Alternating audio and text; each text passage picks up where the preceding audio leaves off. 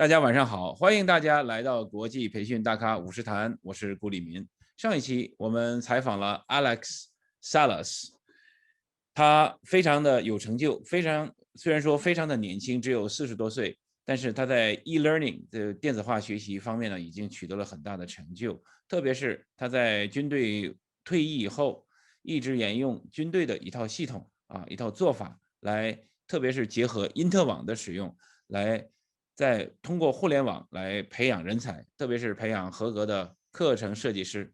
另外呢，他在担任ATD 的佛罗里达分会的中佛罗里达分会的会长的时候呢，他呢也进行了一系列的访谈，也给了我很大的借鉴和启发。感谢 Alex 这么多年来的努力，希望你在创新的道路上勇往直前，以后的话为我们能够回来给我们做更多的分享。今天晚上我非常的激动，因为今天晚上我们请到的另外一位嘉宾，今晚第42期是非常著名的 Dr. Dick Swanson， 他的全名呢叫 Dr. Richard A. Swanson， 斯旺森博士理查德·斯旺森博士。斯旺森博士呢是明尼苏达大学的教授，我在美国的时候在明尼苏达州待的比较多，也担任过 ISPI 国际纪要改进协会明尼苏达州分会的这个主席2年的时间。期间呢，我们就邀请过理查德·斯旺森博士来为我们分会做演讲等等，还向他单独请教过。所以跟斯旺森博士呢也是老朋友了。这本书的话呢，也是他在当年的话赠送我了一本书就是他的其中的一本书这里面也有他的这个签名。所以呢，跟斯旺森博士呢已经有20多年的这个交情了。斯旺森博士他在美国乃至全世界都非常的著名，他的书好几本书呢也被翻成了中文。那么他最主要的贡献就是他是人力资源发展这个领域的奠基者之一，这个学科的奠基人之一。早在60年代的话呢，他就博士毕业以后呢，就取得了一些个非常好的这个成就那个时候我才出生，那是50多年前所以大家看他是多么的资深，并且呢，这半个世纪以来呢，他一直是美国人力资源发展这个领域里面的领导者。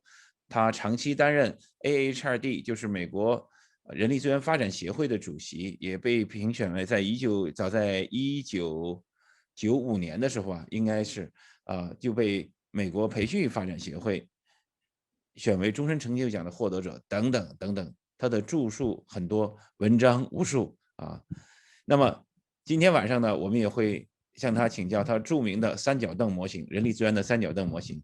好，闲话少叙，那么下面我们就隆重请出德高望重的人力资源发展领域的奠基者 Dr.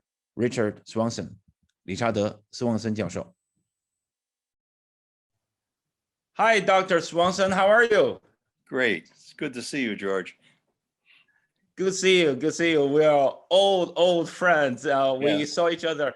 Can I address you like Dick during our interview? Yep. Yeah. It's only 20 years since we last met each other, right? Just like yesterday. Yes, vividly. We met at downtown Minneapolis at the campus of St. Thomas. You were making a presentation for the Minnesota chapter of ISPI. At that time, I was on the board of Minnesota ISPI. I was the president. And thank you so much. Since that time, before that, I heard about you, but since then, I started to read about you, to pay more attention, to study your work. And this is one of them, one of your books, one of your like 40 books. And also you also autographed it for me. so it's 2000. And thank you so much. But first of all, please tell me where you are now. Well, I'm in the downtown St. Paul, Minnesota. And for those people that are watching, Minnesota is in the north central part of the United States.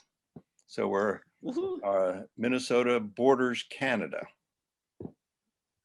Minnesota, a lot of my younger viewers here in China know timber wolves. Not so much Vikings, but the Vikes, but Timberwolves, of course, the NBA. And Minnesota is my home, my American home. Yeah. And so we're from the same home then. Yeah. So nice to see you, but not everybody knows you. So first of all, for our audience, would you please introduce yourself a little bit? Tell us where you grew up, where you went to college, what you studied, and where you live and work now. Well, I was born and raised on the East Coast of America in New Jersey, and worked my way west, made it to Minnesota. I got my bachelor's and master's degrees at the College of New Jersey, and then got my doctorate at the University of Illinois. And in all those degrees, I was focused on education for work. And we're talking about I got my doctorate in 1968. So it's which year? 1968. That's when I finished my doctoral degree in 1968. Yeah. That's the year I was born. Well, I was quite young at that time also. I was quite young too at that time. Yeah, you were very young. Well, and after I finished my doctorate at Illinois, I ended up going to Ohio, Bowling Green State University in Ohio. And I was there for 10 years, and then moved to University of Minnesota for 25 years. So both of those universities provided a platform for me to do some interesting things that have been important in my career.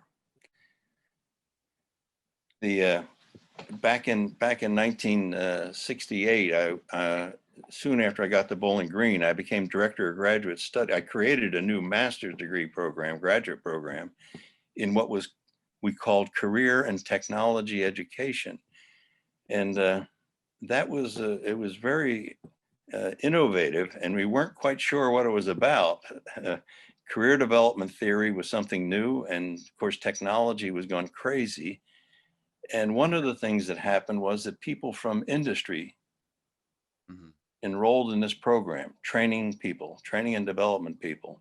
And so they began to influence me. I influenced them, and they influenced me. So it was a very, very positive development in my life. I won't bore you with more of those details. We could move on. I could. One of the things that happened there was that one of the corporate trainers that was in our program got me involved in some questions that they had about the importance of training in the corporate world. And we got involved. That's when I first got started with financial analysis of training investments. And that whole financial assessment continued for quite a long time in my career. I think, let's see. I think, there is, this particular book, Assessing the Financial Benefits of Human Resource Development, it was unfortunately published by an obscure publisher, which I regretted, but it's probably the best piece I have on the financial assessment of the field, and it's very practical. I have that book in my bookshelf, actually, just there. Yeah, I have that one too. Good. I didn't sign it though, did I? No, you didn't. That's a later version. I'll bring it over to you next time for you to sign for me. Great, great. Well, moving on to University of Minnesota, we started a research center, the Human Resource Development Research Center, that became very important to supporting graduate students, supporting the incubation of new journals. I'm reaching around here. Does it look funny? Yeah, please. we started the Human Resource Development Quarterly, which was the first research journal in the field. Yeah. And so that's one of the journals I started. And Right, then, right. I was also editor of the Performance and Instruction for ISPI for a while. And of course, that wasn't a research journal, it was a practitioner journal. And then we started the Advances in Developing Human Resources, which is kind of theory to practice journal. And then we moved ahead. I was editor of those two, but I was instrumental in getting the Human Resource Development Review along with Ed Holton, getting that approved. And then the Human Resource Development International Journal. So we really worked at trying to change the field in terms of the literature and providing outlets for scholars in the field. Before these journals, they had to kind of masquerade their research to get it in other journals that really didn't care that much about our field. So this gave them a solid platform. Thank you so much for, first of all, for showing us your works, and that's only a corner of it. Yeah, because you have authored so many books and so many numerous articles, and given numerous speeches at forums and seminars globally. The amount of your work is just amazing, and a wide range of coverage. But one of the most notable works is that at least by most of us, you're considered one of the founders of the HRD field. And HRD is for our audience is for human resources development. In Chinese, is always translated 人力资源开发, but it's really 人力资源发展. So it is human resources development, because in Chinese the word development can be translated into two ways. So at the very beginning of transport, it's kind of a exploration, something like that, human resources exploration. That's the carry the meaning. But later on, we translate it to development and fostering and growing and training, all of that. So that's a better translation. That's years later we adopted the newer version of the Chinese translation of human resources development. And one of your famous work is the stool, and that's the theoretical foundation of human resources development. The stool is, and first of all, thank you so much for simplifying it. I know it's very complicated, but you simplified it with a blanket at the bottom. And then that's ethics and all of that. Yeah, that's the one. Here you go. There we go. Well, this, my advisor at the doctoral level was an industrial psychologist. And certainly the people that are focused in on the learning leg of the stool, the psychological leg, that's the most robust of the three legs. But one of the things that happened to me with working with starting off with Johns Manville Corporation, was to move to the economic leg, realizing that how important the financial aspects and the economic aspects of our field was, and so that got added, and then the systems leg, in terms of systems theory, in order that we articulate what we do with the host system. What we do is almost always embedded in a host system, a company or organization. And those three legs create some tension between them. And then I show that they come up to the platform to create the theoretical base for the field. I had a doctoral student he had been previously in school to be a priest, religious, Oh, and really? he was he's the one that got me to put this rug or underneath here, this I call it a filter of ethics, Mm-hmm. because he was saying Okay.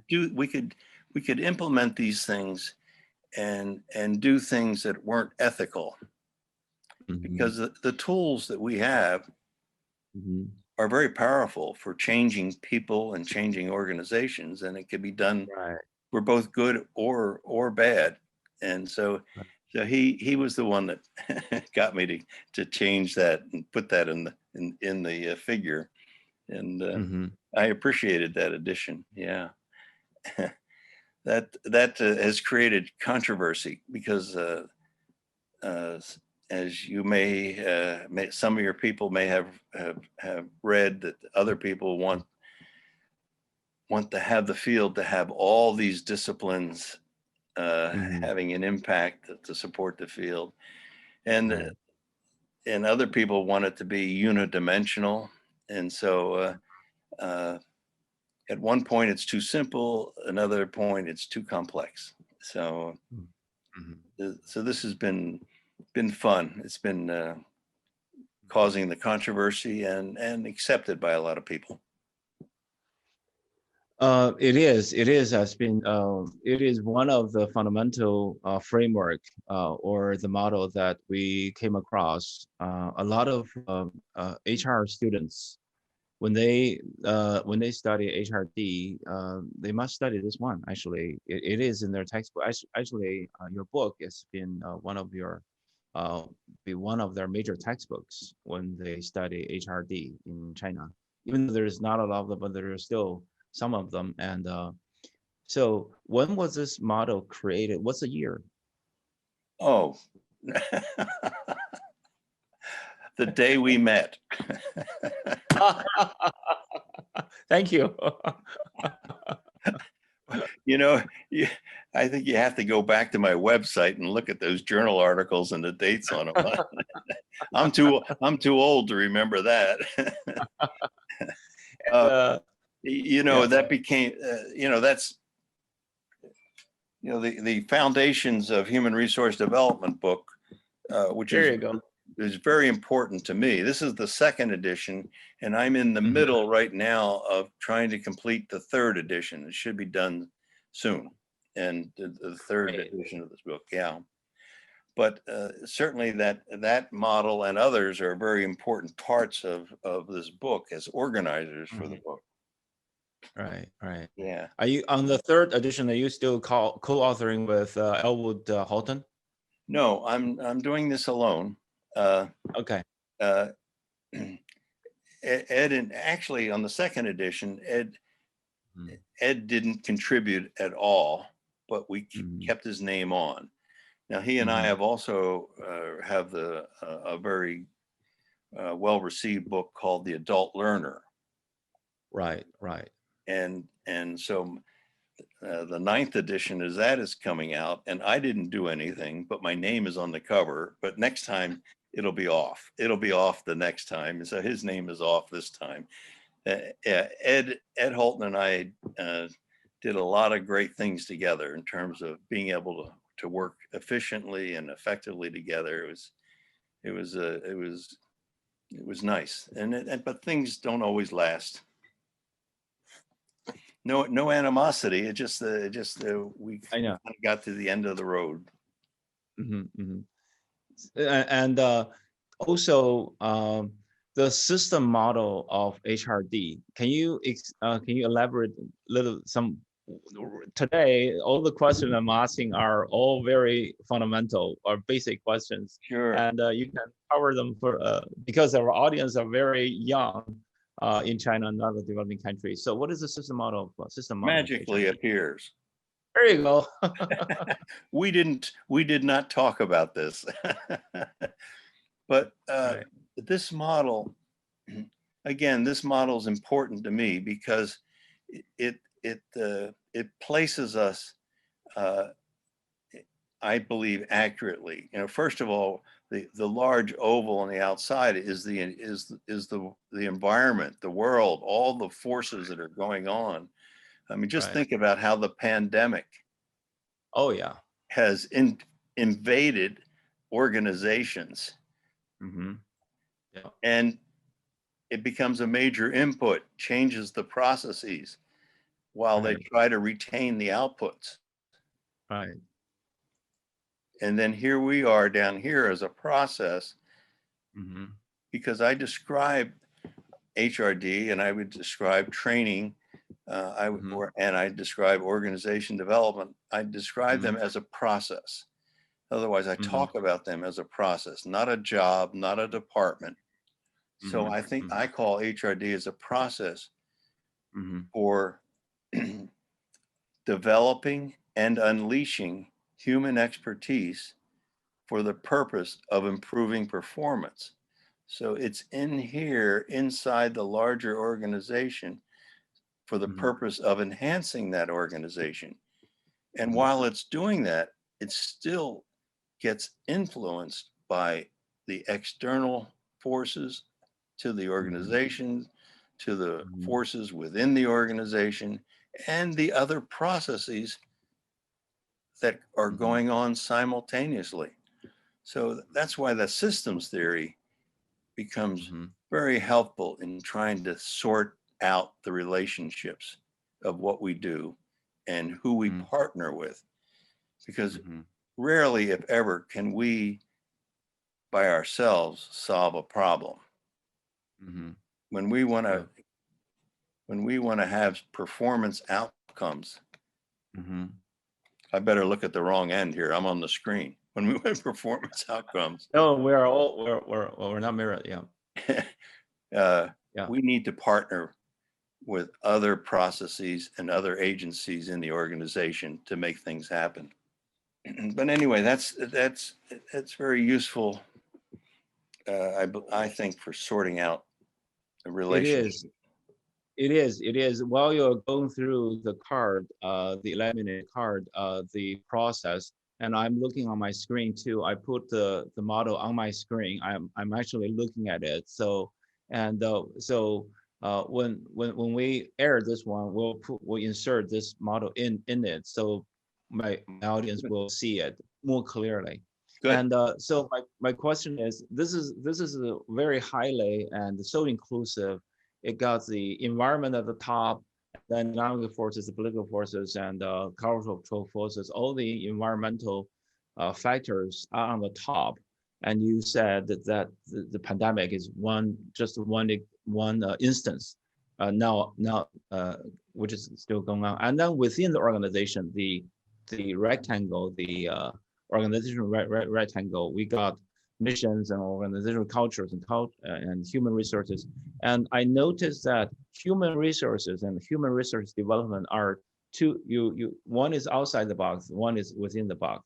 So do you mean the one that in the upper corner, upper right corner, that's the human resources department? I mean, HRM, human resources management, and then we are the human resources development. No. No, I see that as if the human resource development is a process for developing and unleashing expertise. Those dotted lines going up into the organization and back are Mm-hmm. are connections to the Mm-hmm. partners within the organization. Now, it could be HRM, but it could also be it also could be the the R&D department, the manufacturing people, the sales processes. So at some point, someone owns, let's just say that someone is in charge of the sales process in an organization, and Mm-hmm. HRD wants to help increase sales. Right. And in order to Mm-hmm. do that, they're going to need to work with the sales leaders and personnel in order to partner so that they can do their part and we can do our part, and together we can have an impact on the organization.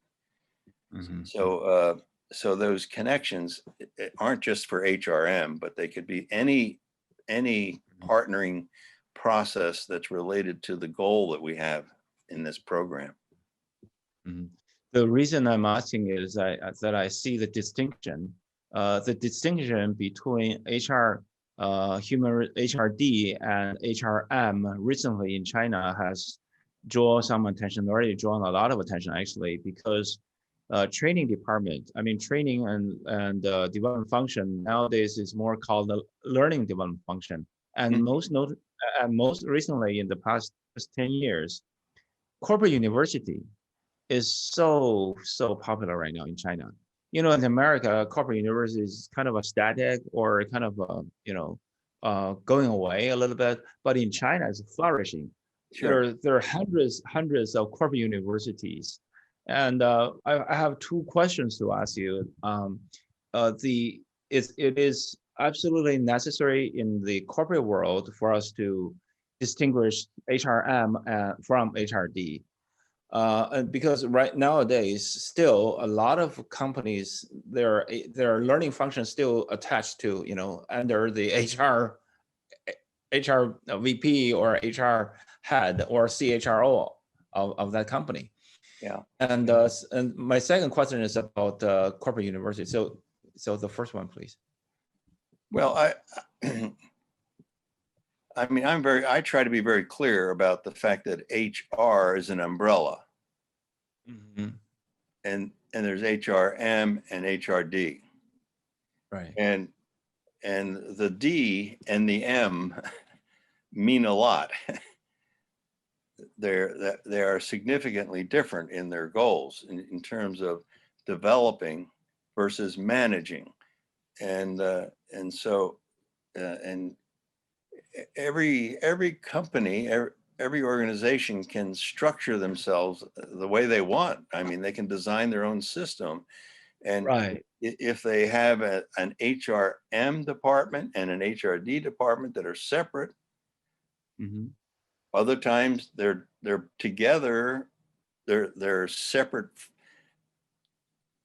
avenues, but within one umbrella department.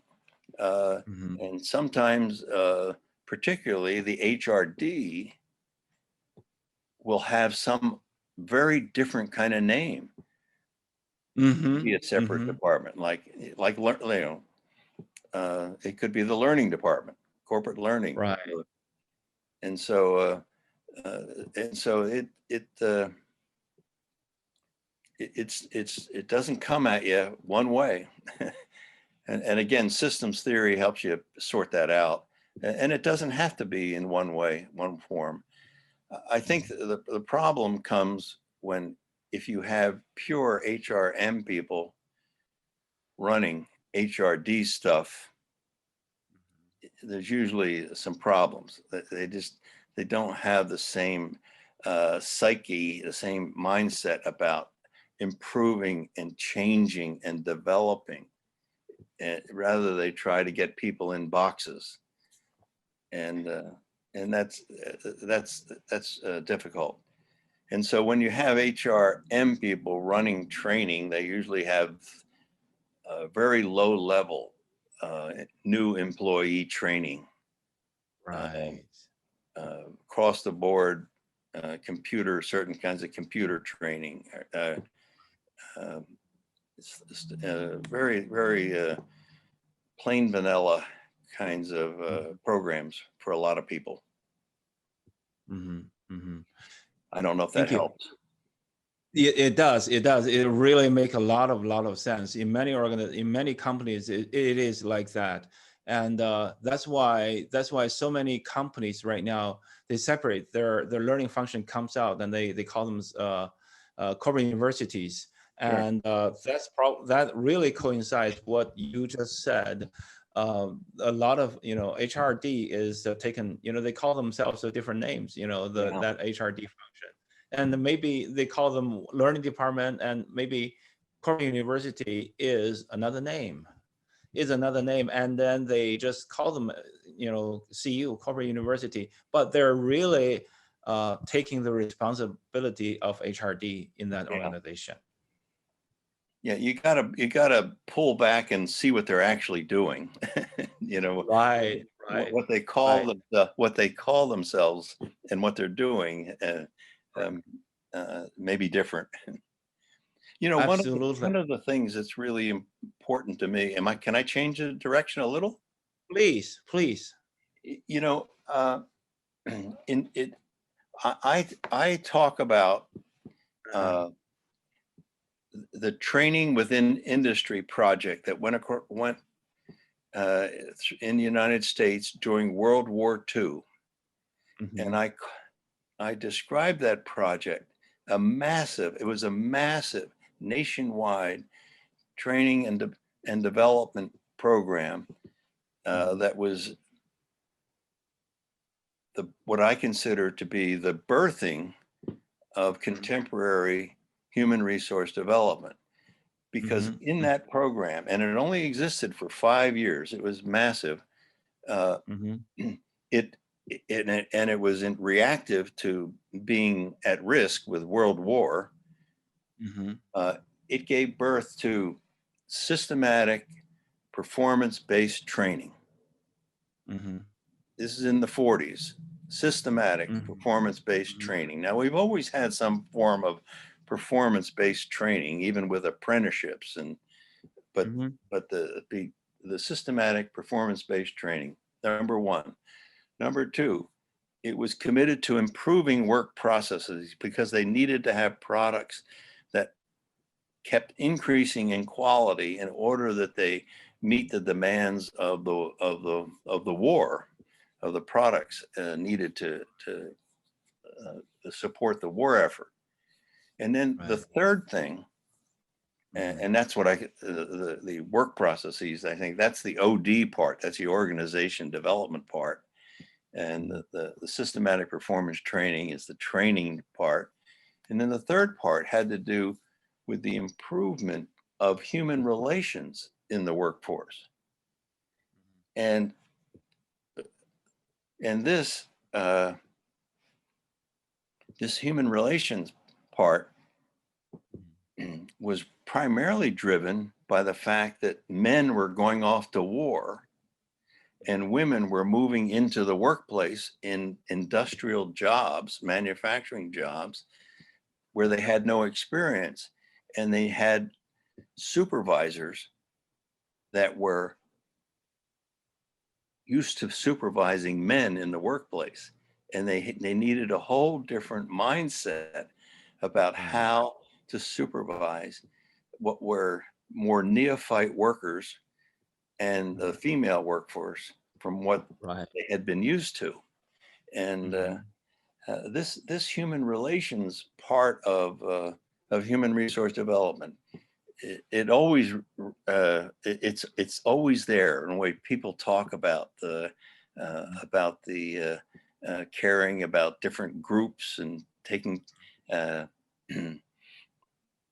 uh, in the United States we have concerns about minority groups working in the workforce, and we have yeah. concerns about the uh, uh, uh, being fair to people and being honest with the way in which we deal with them. So this has always been there. So anyway, Mhm, this study, which is fairly obscure, mhm, we published in the Advances for Developing Human Resources monograph back in 2001. And so the original study from report in 1945 from the Training Within Industry project is available in this document. And it's very enlightening, it's very detailed, and it's not written by scholars. These are people mhm, that were heads of training for major corporations, where the corporations gave the men of their corporation to the government to run this Training Within Industry project. So it's quite a vivid report from high level practitioners dealing with very practical problems. Which Now, does Thank you so much. This because I have been always very interested. I translated a couple of HR ATD books and HRD books. Can you hold on a second? Let me grab them. All right, let me show you. Yeah. And this book is by Elaine Beek. Can you see it? Yeah. ASTE. And this one translated into this. Translated into this. Okay. STD handbook. Yeah. Is this the edited handbook? Edited handbook, but edited by Elaine Beek. How many pages is that book? Oh gosh, couple hundreds. Yeah. Let me see. Yeah, that's quite a job. 950. So I translated this one. I didn't translate it alone because there's tons of work, and this took me a year. Wow. And but that's the last book. That's the third one. And if you see this is the first. This is the first one. Of the handbook. STD. Yeah. The handbook series. Yeah. Who was the editor of the original one there? Elaine Beek. Of all of them? Oh, Yeah. Okay. And I translated this one into Chinese in 2011, and that one in 2016. And this is just the first one and third one, and these series from ISPI. Those two are from ASTD. These series from ISPI. Yeah. And there are 3 books, 3 volumes. Well, what a job. I know. And That's tremendous. Yeah, I've had several. I don't know if the students there are using the books of mine that are translated. Several have been translated into Chinese. Right. The reason I want to show you this is because that we translated a lot of works into Chinese, and that's why people started. And this is during the past 10 years. All these big volumes. Yeah. We spent a couple of years. The first one was spent a year. Year and a half, and because that was the first one, the third one, the 3 volume is we spent like 3 years. That's a team. All of them are translated by team, and then the third one took us a year. So there are 750,000, 2 million, and 1 million Chinese characters each. So there are a lot of work, and the reason I want to show you that the need is absolutely over here, and that's why I just introduced you that told you that the distinction between HRD and the HRM becoming more and more distinct nowadays, even in organizations. Even though as you said, they can structure them the way they want, whatever the way they want. But professionally, people started to realize that HRD is an independent study and practice of their own. And one of my questions to you is, in one of your books, I remember I read a long time ago that you said HRD include a lot of things, and just you said, sure. It has OD. It has training development, has coaching, has mentoring, team building, assessment centers, career development. Career development. And is there a complete list of them, all of them, that the HRD should be doing? And among them, I always say that training and development is the biggest one, probably. Volume. Oh yeah, the training component is the biggest. There's no question about it, and it has the longest history. So part of the origins of in the training side, the origins really go back to skill training, technical skill training. Mhm. Early 1900s. I mean, we're talking, apprenticeship. We're talking about Right. company-sponsored technical training. In Mhm. in those early years, uh, there wasn't management training. That was thought to be uh, uh, managers were kind of born, not trained, and Right. with a different point of view. That people had the acumen, the skill of being a manager, Right. and then they got promoted into their positions, and uh, Right. and so management training is compared to technical training is Mhm. quite young. But again, management training has grown and matured too. Mhm. Mhm. Mhm. The I'm sorry, were you going to say And something? yeah, yeah, I have a lot of questions. And thank you so much. Just now, actually, you mentioned the 1945 during World War II. People started to, the origin, the birthing of HRD, and then the performance-based, the systematic performance-based training, and OD, and the improvement of human relations. That also including, you go for it, during the World War II, that era, and a lot of so. My question, do you consider 1945 the year of the or contemporary learning development birth year, or which year we consider it, or just a time period? It wasn't until the early 60s, and I forget, it's in my book, uh, that the term human resource development Mhm. was even used. Mhm. And the term human resource development, when first used, and again, I wish I had this off the top of my head.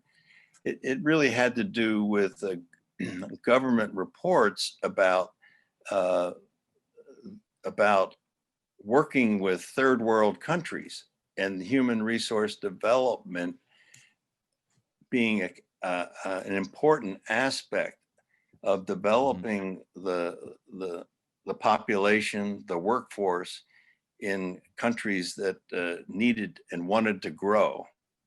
And Mhm. so the term was used in an expansive way to talk about developing the workforce in third world countries. And so human resource development as a term didn't come about until much later in the 60s. And then Mhm. I think that was the origin of the term. And then Professor Leonard Nadler at George Washington University Mhm. Mhm. in the United States takes credit, Mhm. and people give him credit for using the term here within the university in terms of academic programs and coursework. So Mhm. I think we did the things of human resource development before we Right. had the words. Right.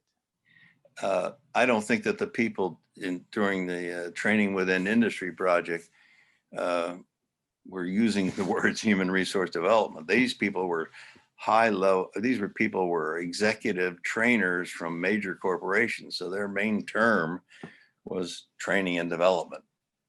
Mhm. And what they ended up finding is that they needed to expand what they had been doing before the war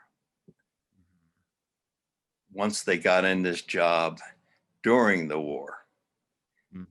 because the Right. workforce had changed so much from what they had been used to. And the demand for higher quality processes and higher quality products was so Right. great compared to what they were used to. And so they expanded their view in that Mhm. project. And I and others claim that that was really a critical time in Mhm. terms of expanding the view of the field to the way we look at it today. Right, right, right. Well, but if we do some historical research, we could really date back to where actually happened. You know, during the since 1945, and then later on, going on, and then until next 20 years, and people started to work, including your work, and not until probably Professor Nedler started to use it, and then he, people regarded as he as the first one to adopt the word, but actually you have already, and many others probably, and already done a lot of fundamental work, and that's why probably HRD, the name HRD was adopted. That's because there's tons of work behind it already. Yeah, and the wide adoption of terms, whether it be with ASTD changing to its name, to the birthing of the Academy of Human Resource Development, and choosing the name. There was tension about which way we should go. Mm-hmm. And ISPI, the change of name there. Right. Originally that had to do with programmed instruction. Right. And keying off of the behavioral psychologists like Skinner and others who were doing programmed instruction, and that was after the training within industry work. I mean, that was into the 50s, and so then he changed their name to the International Society for Performance Improvement, and dropped the word instruction to performance improvement. And so right. So there's this evolution of thinking, and that's okay. I mean, the reality is that the work is going to go on, whatever you call it. Right. Yeah. Right. And ISPI also comes a long way. Of course, NISPI was first the National Society for Performance and Instruction, and then later on for for programmed instruction as the first name. And the second name was the National Society for Performance and Instruction. And then in 1995 changed to International Society for the current name. And then ATD also comes a long way. In 1943, it was American Association for Training Directors. Down in the South in Texas, when they founded during the war, actually, in 1943. Right. And later on, they changed to American Society for Training Development, but not 2015 in Washington, D.C. during the conference. Just overnight, there's a complete surprise. And boom, ATD. They dropped the word. They dropped the word S and then become ATD. But they really two fundamental changes. One is they get rid of the country identity, American, and then they dropped the training, because training is one way to development talents, which is a very smart move. So it became a talent development, Association with Talent Development, which is a very smart move, because and that title doesn't tell you performance. Mm-hmm. And so others have gone to the talent, others going to the outcome being performance. Mm-hmm. Not the development of talent, but the development of performance. So it's evolutionary, and it's not going to stop. Right. Is like what we see as a kind of a swirl. It's a spiral. It's a spiral. It's going up, and then as ISPIs and ATDs, AECT didn't change that name. AHRD didn't change their name over time. SHRM, so they're all there as they were originally founded. And you hope that it's for the better. Oh yeah, that's the hope, that it's for the better. Mm-hmm. Yeah. Mm-hmm. Yeah. Absolutely. Several letter changes of the several letters really is a reflection of many people's or maybe decades of thinking and works, and so to and their future development. Or a boisterous meeting and vote, where people are wrestling. What should we do? Oh, That happens. That happens yes, it also does. Yes, it in does. many of the organizations. I was also on the board of IBS TPI for 6 years, Oh, and IBS TPI, the International Society, I mean the International Board of Standards for instruction, training, performance, and instruction. So previous joining ISPI in 2017. So between 2011 and 16, I was on that board.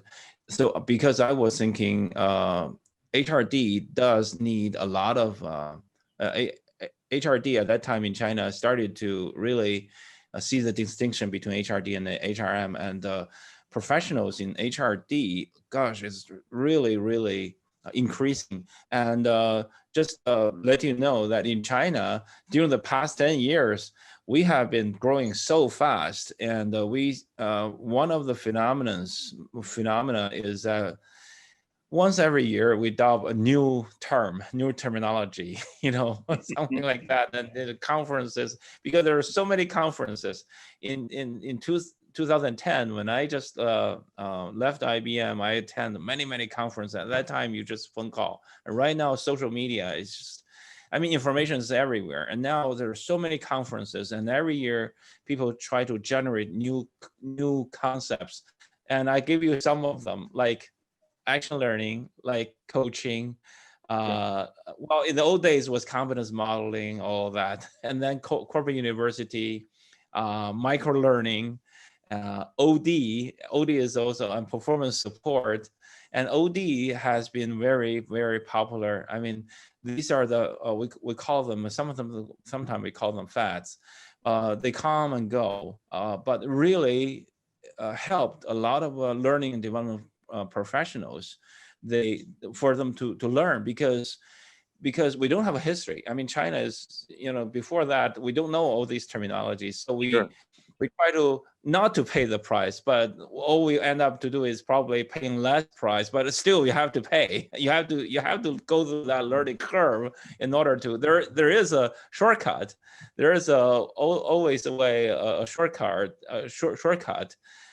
with technology, but fundamental theories and practices and processes and models and definitions, you can't go around with them, because those are the foundations. That's why that's why this interview is so important, because you're one of the founders of HRD, and people in our viewers, most of them are in the HRD field. Good. So it is changing so fast, but I want to ask you, because there's so many of them, there are rough count between 10 million to 20 million HRD practitioners in China alone on the mainland, because that's a very conservative number of companies. I mean, with a considerable size, at least 100 people above, and so not to let alone there are some companies that they have like 30,000 trainers, one company. Really? Yeah, like the Ping An's groups, like the State Grids, like the Sinopacks, and those big big companies in top Fortune 100s. So they're really big, but I mean, on average, at least 10 million, 10 to 15. That's a rough count. So there's so many of them, and but right now, HRD program is very limited in the universities. In the university, there are East China Normal University, there are Peking University, and there are some other universities. These are the top two, and some other universities, they offer HRD program, but not necessarily degrees. My question to you is, so how many, based on your experience, knowledge, and how many HRD programs there in the university in the US? Well, they're probably in the university, probably about 300. Mhm. But and then, quite frankly, I don't know. There are many universities that have like extension divisions that offer a certificate. It's not a degree, but Mhm. a cluster of courses in a specialization, and they get a certificate. So there may be. I have no idea how many of those programs exist, but they could be almost unlimited. Those kind of programs, uh, a university can put together a group of courses and offer them up, and you don't have the same kind of admission requirements that you have for a degree program. And so there could be a whole lot of volume there that I haven't seen anyone that's counted that. So it could Yeah. be Yeah. it could be huge. They could be short-lived programs. They could be in business for a year or two and then go out of business if there aren't students. So Mhm. Mhm. it's kind of just responding to whatever the market is in their area. Mhm. People that will Next, register. yeah, yeah. We do want over here probably we do need we do want to see a lot of HRD programs at the universities because they really foster younger talents in this field, and we do need them. And training is a. I always say that training is the science and instruction is an art. Of course, that's kind of a, but that's kind of a reflection to Mhm. kind of wake people up that training is a science. Training alone is a science, not to mention HRD. They're really universities degrees and studies. Sure. And again, not to be when training is the science, then learning is the outcome,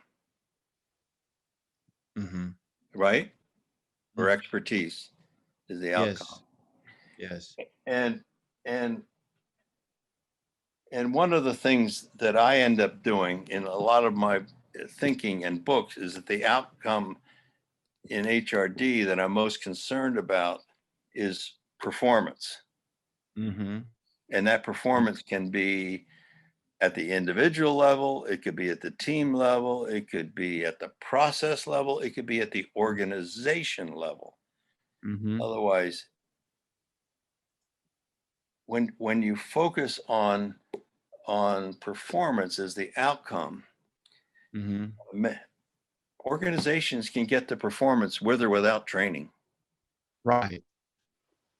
Right. They know how to do that, and so if we can't get into the formula Hmm. to understand and partner and advance the organization, not just the individual, uh, then we may not have the strategic role that we want. I mean, a whole lot of the science of training, at least in the literature, Hmm. in has come. A lot of it's come out of the military, Right. where uh, they know that they have thousands of people that have to know this stuff. Hmm. And so the learning, the expertise as the outcome is good enough, which is very different than, I mean, there aren't many companies that can rival the military in terms of knowing for sure that this large group of people have to know all this stuff. Um, and people like Robert Gagne and Skinner and these people, their funding came from the government primarily because of military contracts, Right. and so that has a different orientation than a business or industry. Unless you have companies that are so much larger than ours, that, Right. and that can be the case. That can Right. be the Right. case. Uh, Right. but but you also got to keep your eye on the performance of the larger host system, the organization. And that's where my systems theory comes in, Right. as I try to, and the economics Yeah. and Absolutely. psychological. It's not psychological. Right. Yeah, all of Right. them. Yeah. All the stool, the three legs of the stool. Yeah. Absolutely. Absolutely. Last summer, I interviewed a lot of the big names in the series, and I really learned a lot. And I also interviewed Bob Branson from Florida State University. Mhm. He also retired now. He's nearly 90 now, and he is one of the founders of the ADDIE model. And at that time, well, ADDIC was ADDIC. It was for military. Yeah. It was for Yeah, military, the and Addy, the Addy model was military. Yeah. was a military model. I mean, it was for that project was for military, and the word ADDIE was the summary of all the 5 phases. Just they extract all the ADDIE, and then actually ADDIC, because control is more important and more inclusive than ADDIE, and then later on some people changed to E, the letter E instead of C. You know, I'm very familiar with the Addy model, and I remember when I was working with a very large financial consulting firm, and they espoused that they use the Addy model, and I was in there working with them, and if you look at the original Addy model, it's the number of steps in there are incredible. Yeah, right, And humongous.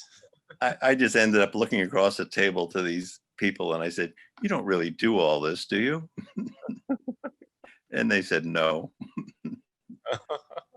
Conceptually, they did all that. They honored each of the phases, but they didn't do all of the subparts, Right, which right, in the military they could do. right, They had so many people. right. Military is also interviewed a guy. He told me he was serving the Navy. He said, in the military is like a job. It's like a daytime job. You just go there and then you come back home, and you just do work. I mean, you're told to do. If you do this, if that process is complex, it doesn't matter. Just go ahead and do it. But at the corporate world, you can, cut the corners and maybe here and there and make a shortcut. Military, Sure. no. You're told you do what you're told. Yeah. So in the military, the ID model, I totally believe that they're more kind of a strict. They're strict orders. Yes. uh, Yeah. all Absolutely. you have to say, yes, sir. All you have to do is yes, sir, and then salute. Well, how are we doing on our agenda here? Is there? We are, yeah. I do want to ask you about learning the performance improvement and performance improvement. You just said I want one more question on the technology. Nowadays, performance technology is taking over a lot of areas, and performance improvement, as just you said, is so important.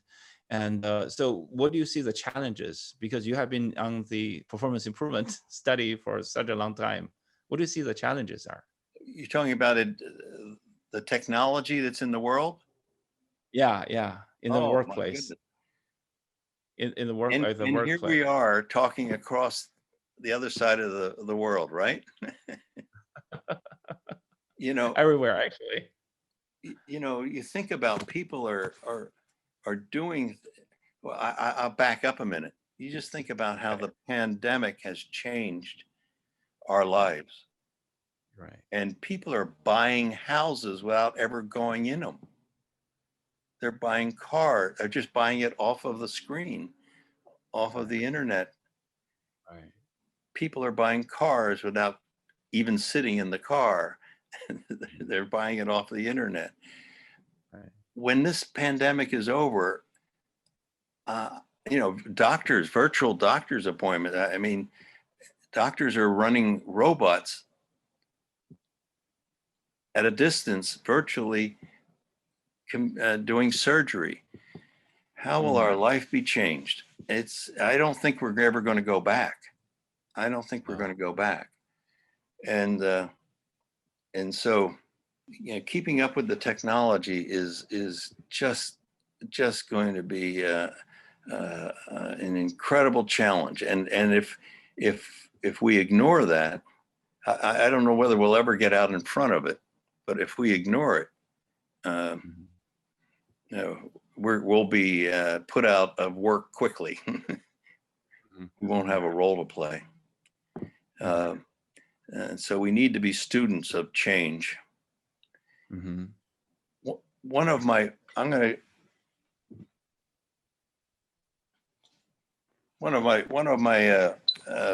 very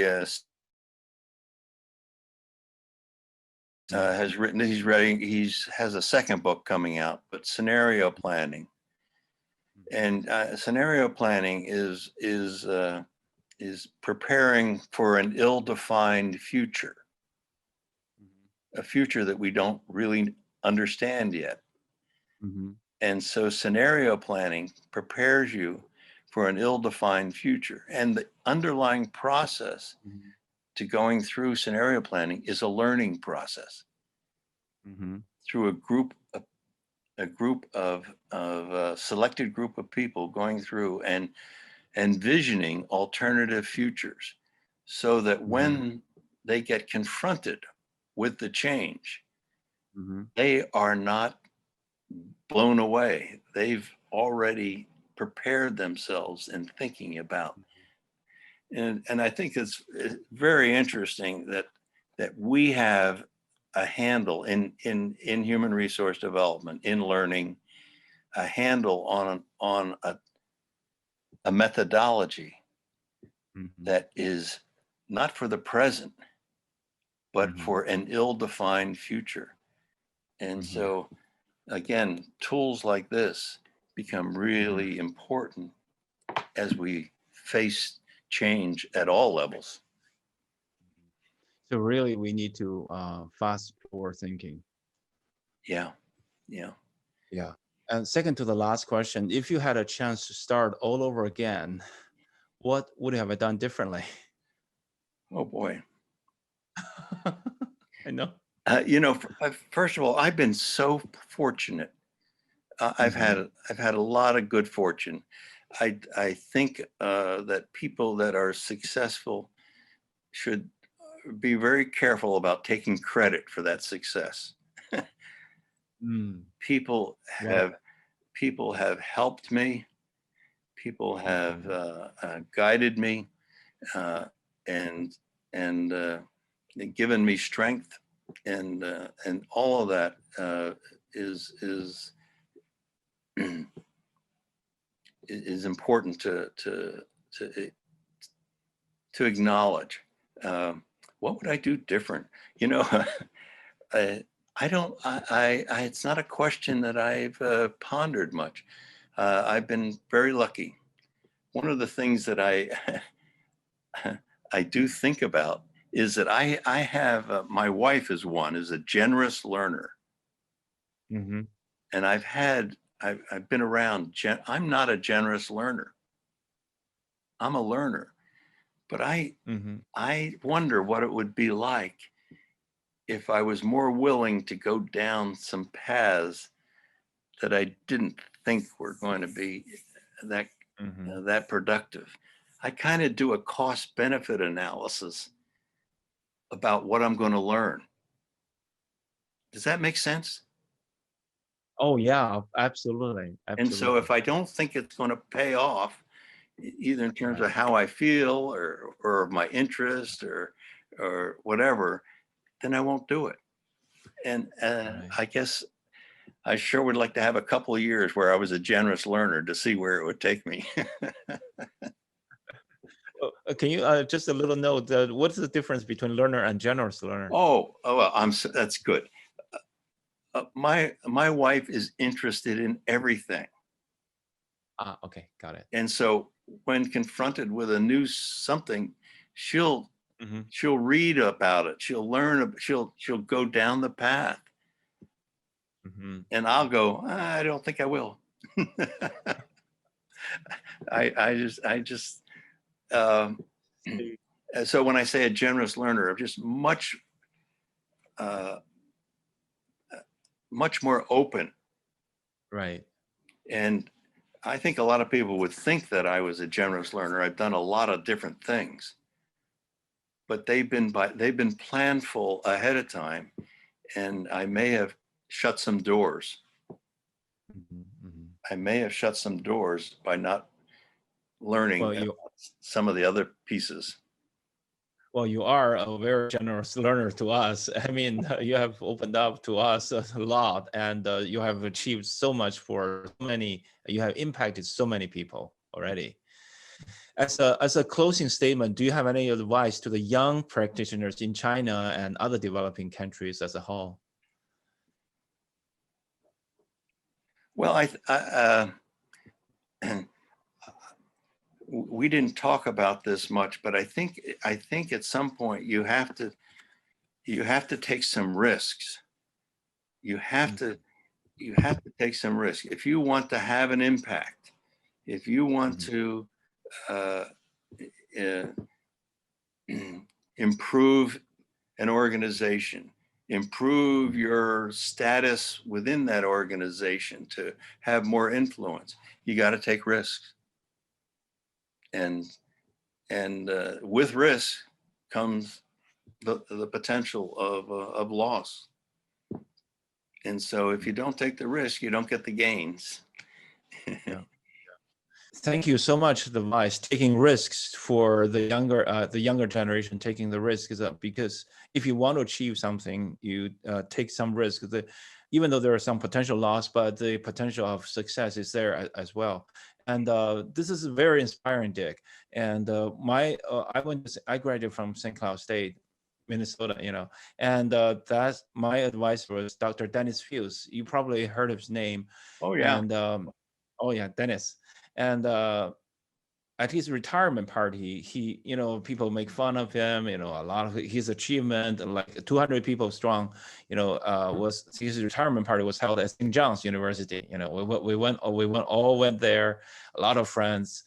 And at the very end, he just stood there, spoke about for 3-4 minutes only, very short.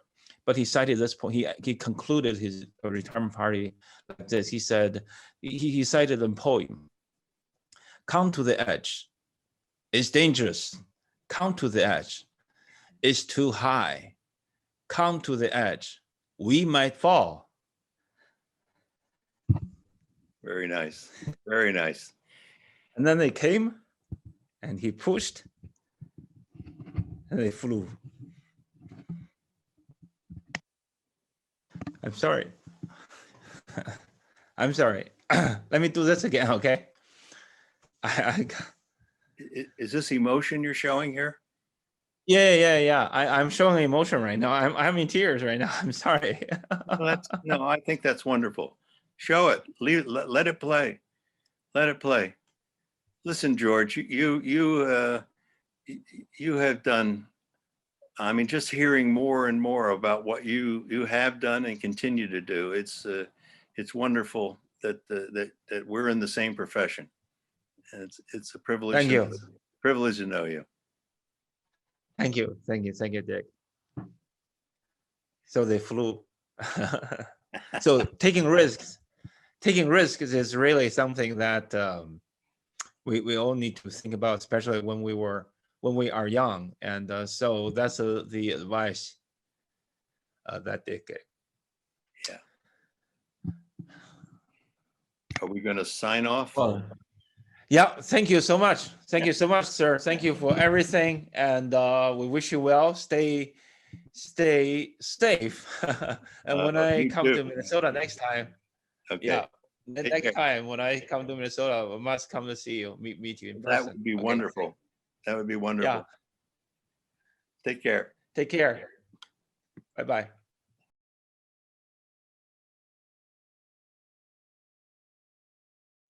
That's my interview with Dr. Richard Swanson. I'm sorry at the very end that I showed my emotions a little bit. I was really touched by the poem I cited myself, and that's a poem from an Italian poet many years ago, and was very touching, but very, very encouraging. And those who pushed us are people like Dr. Swanson. Dr. Swanson, as you can see, he has made tons of achievements and contributions to our field.